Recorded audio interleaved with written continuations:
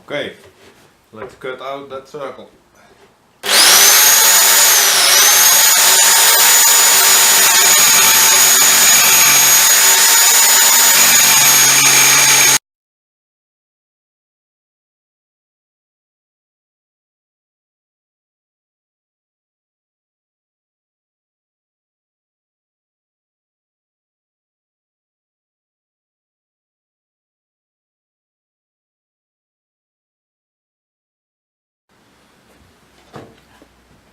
Okay, what I've ended up with now, after some sewing, is a bottom piece and a table piece.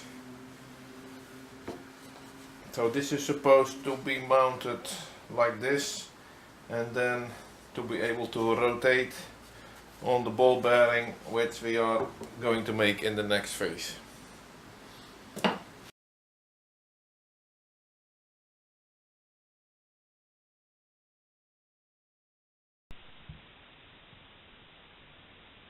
Okay, and then the battery already was in need of a recharge on my new camera, so I'm trying to film the late work with the old one. This is a chunk of home cast aluminium, which I'm going to make the two pieces out, which are used to attach to the bearing, or actually where the bearing will sit on. I'm going to make one piece for the outer ring of the bearing that will be connected to the rotating part, and the stem of the next piece, it will be going through the center of the bearing. That part will be connected to the bottom of the work, to the base, so to say. I'll leave a little extra height so that I can eventually later on add a small electric motor, just for the heck of it. I'm not sure whether I'll do that, but at least I want to have the possibility. This chunk of aluminium is more than big enough, so I can easily do that.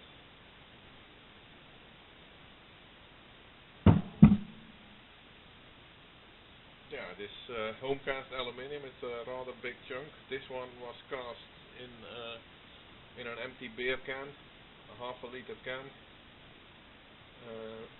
made of steel, and yeah, it worked out quite well. It's one of the possible uses for these old steel beer cans once you have drank them, of course. So again, every project begins on the bandsaw, at least the metal project. So we're cutting off a slab. I've changed my mind. I'm going to cut off this slab for the first part of the holder for the bearing, and I'll put that in my lathe. That will probably work better than machining from the chunk.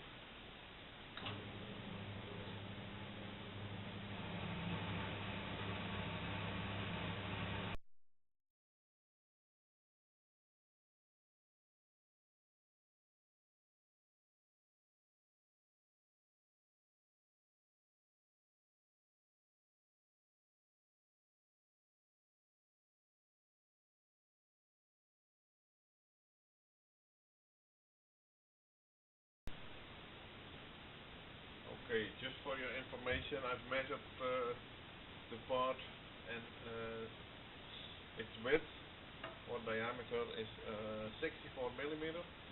I've got a slug of 35 millimeter thickness with no other reason than that it just sticks out a few millimeters above beyond my jaws, so I can work around freely without hitting any of the jaws, and the extra thickness, if I need to get rid of it, that's also doable.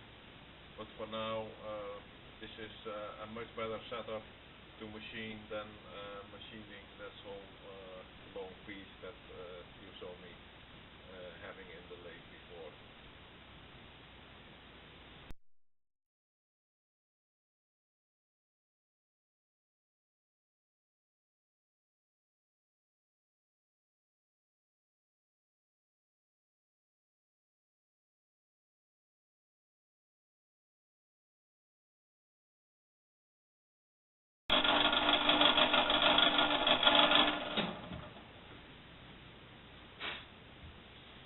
found that when using calipers in this kind of situations it's extremely easy to overshoot, and I would hate to do that, so actually I think we are there. As you saw me taking the last two cuts, they were less and less, and now when I push the bearing in, it sort of locks in place, so that is actually the kind of fit that I'm looking for. Now it's a matter of trying to get it out again and finish the rest of the piece. That's not going to work, of course. I'll manage that, but I think this part is, at least as far as the hole is concerned, is good.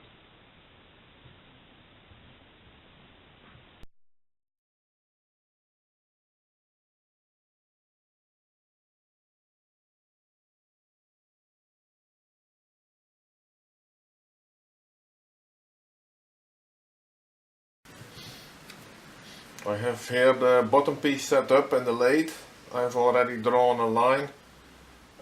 First step is that we are going to take away a bit of material so that we have the dimension of the outer ring, which is 29 millimeters. So I've put in a roughing cutter, and we'll see how quickly we can deal with this bit of stuff.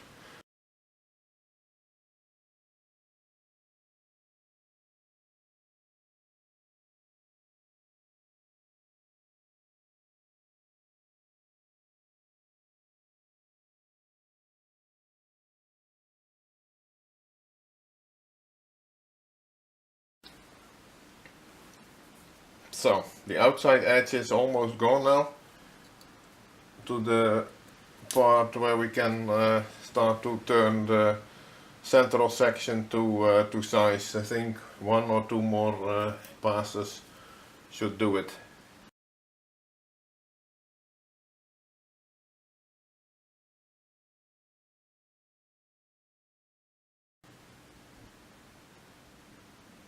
(31.2). I have the bearing here, so when we are getting close to it later on, then I can of course try to fit it on. But now we have to turn the outside diameter of this ring to about the same size as the ring in the bearing. That's what I'm aiming for, so I would like to end up at the same distance as this edge from the center.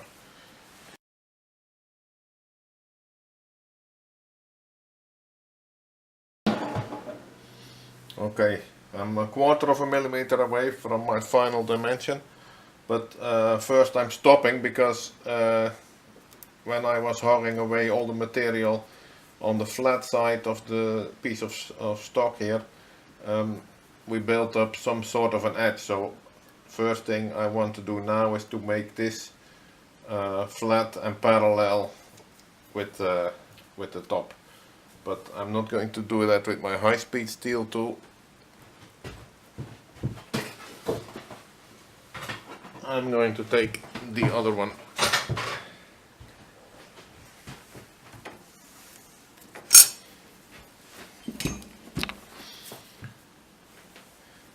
This works better for aluminium when you want to have a good finish.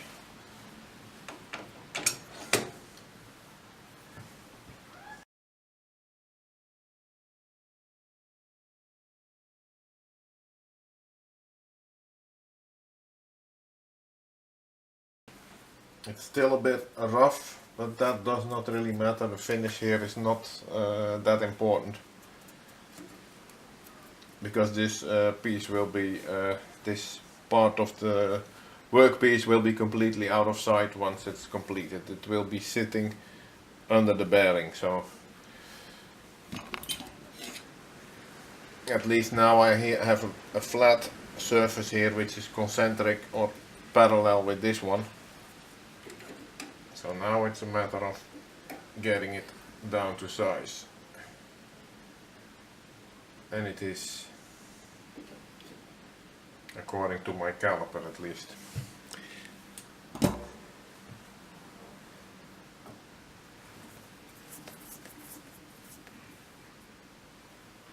So that means that we must now set, okay, now I have the carriage again resting full against the carriage top, so I cannot possibly go beyond this point. Then I zero my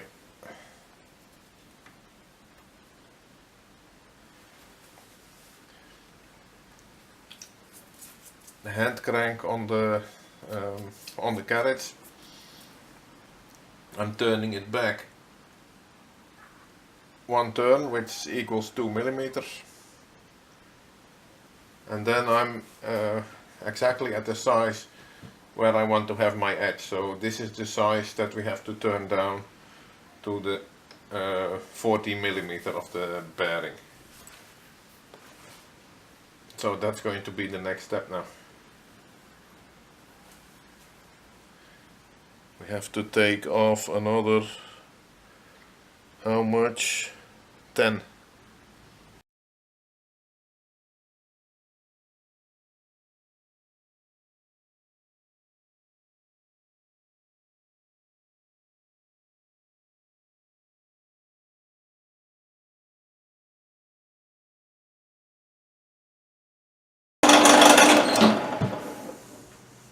Okay, let me see if you can also see that ridge building up. Well, not as good as I can, but I can see the ridge here building up, and the central section is now at 24.4, 19.6. So we have some 5 millimeters to go.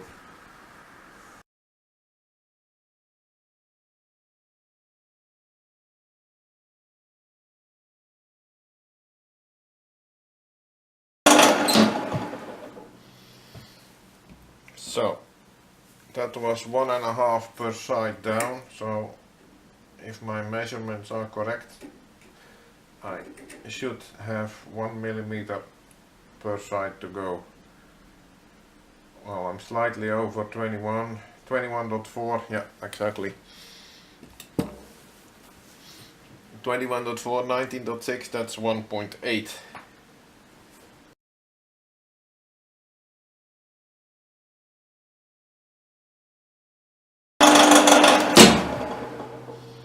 Okay, that was 0.75 per side, so I should be very close now.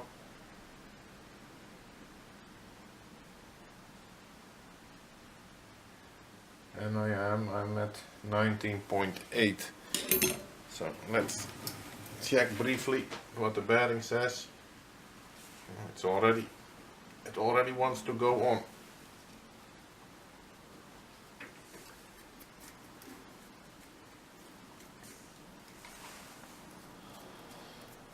I think a spring pass might already do the trick.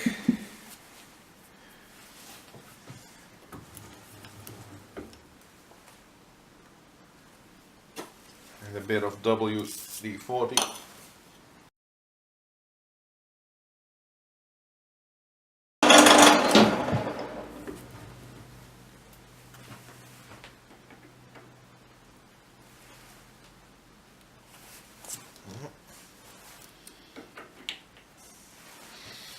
It's going, but I would like to have this fit a bit sloppier than the other one, so I'm going to take off a tiny bit more. Now check the depth.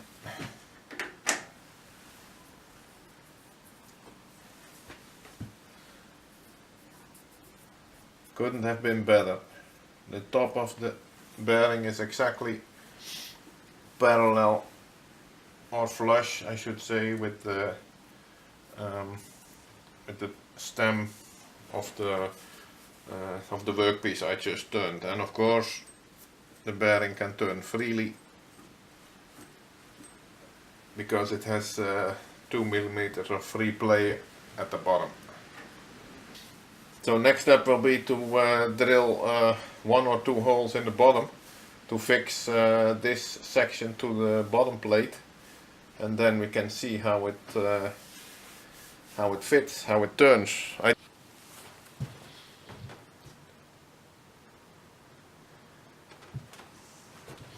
Okay, we're recording and we are at the mill, as you can see.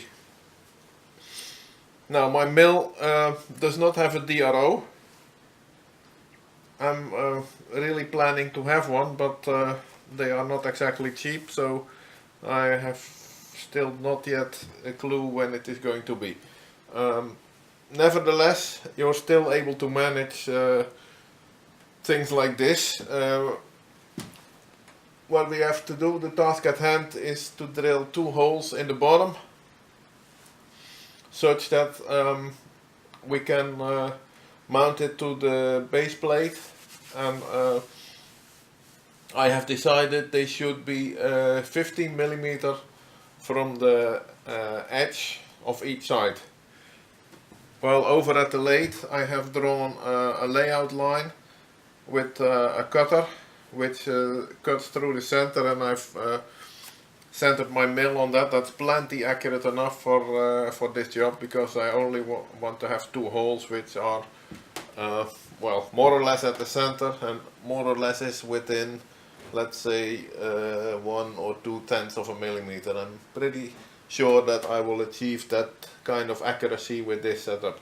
I've currently set up my center drill at the edge of the workpiece and only slightly above it.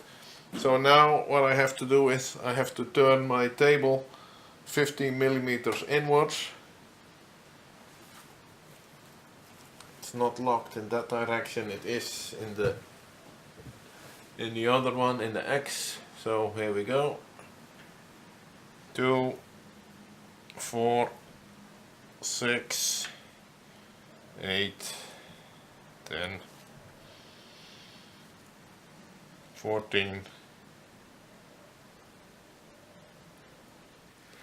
15. Just a quick check with the calipers. I mean, if you have counted wrong and you check your calipers, then you can easily see, because then you're off several millimeters. The 1 turn of my table is 2 millimeters. So, but in this case, when I put it at 15, it is exactly where the cutter is. I'm going to take a brief look whether we are still in focus.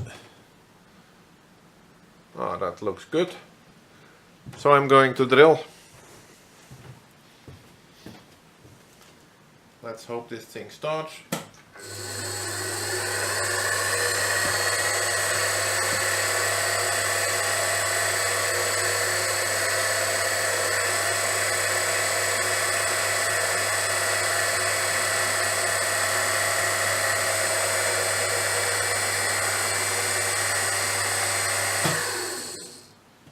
Okay.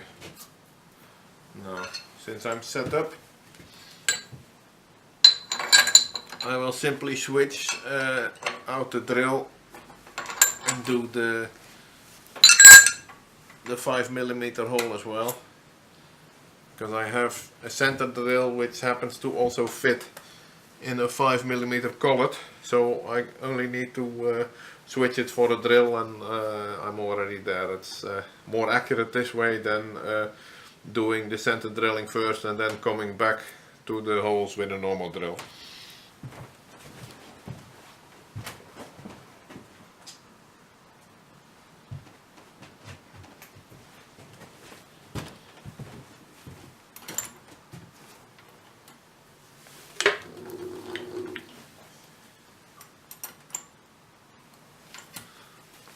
A little bit further.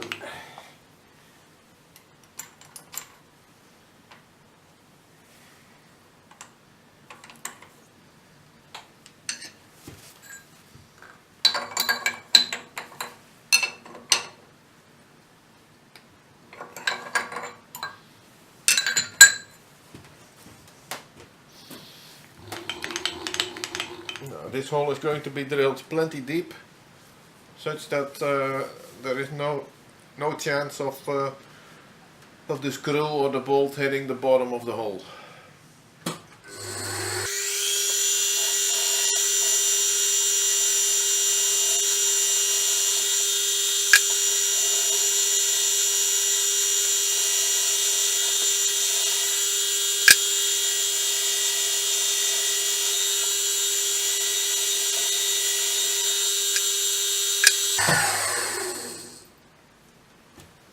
Let me see how far we are. 0, 24. That's plenty deep. Okay.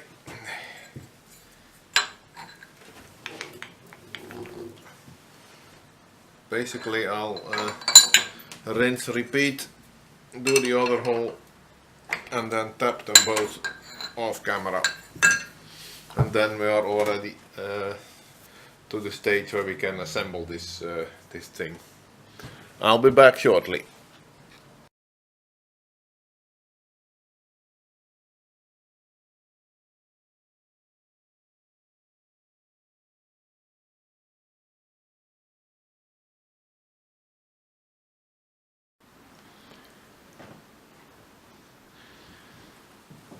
And then of course the purpose of this whole exercise.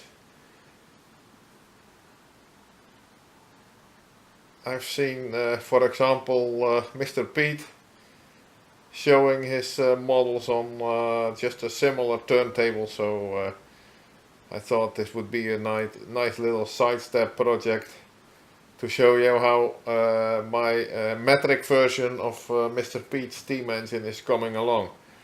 This is the version I will build before I will do a series on the build of just this engine, and that's because I'd like to be able to do it properly.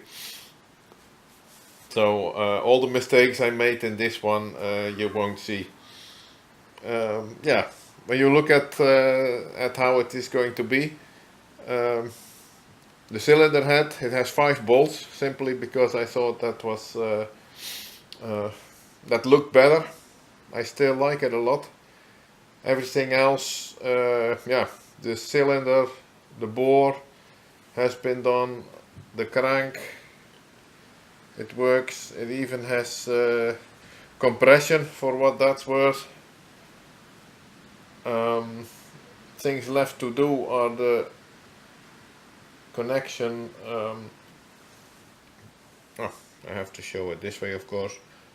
I have to take a little bit more off of this bearing here, so that the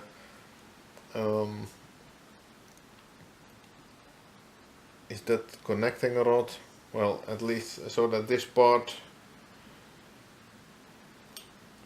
is a bit more centered. I think I'm 1 millimeter shy or thereabouts, and then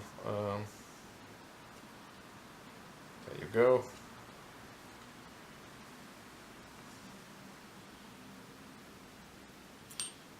Yeah, perhaps a millimeter shy still.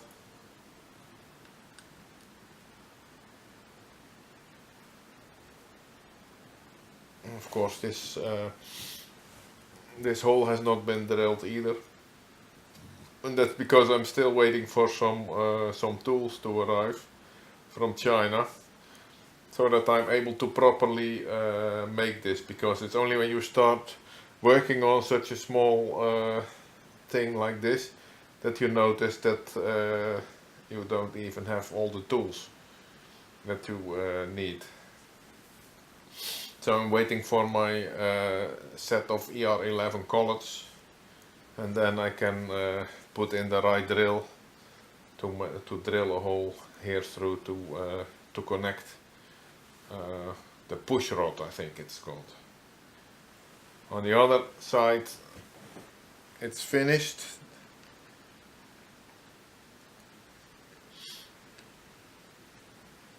The connecting rod between the piston and the crank I had to make it a bit different from the original drawings, because I have a stroke of 1 inch, 25 millimeters, which means that if you do not take enough off of the connecting rod, of the piston rod, then it will rub here and here against the cylinder. But that worked out quite nicely. It fits excellent. It turns freely, and thus far it's coming along quite nice. So that's the next project I'm going to work on. I'm not sure there will not be any other side steps, but yeah, this one was actually intended to test my new camera and to show you how the build of the draft version, if I may call it that, is coming along. So that's it for me. Good night.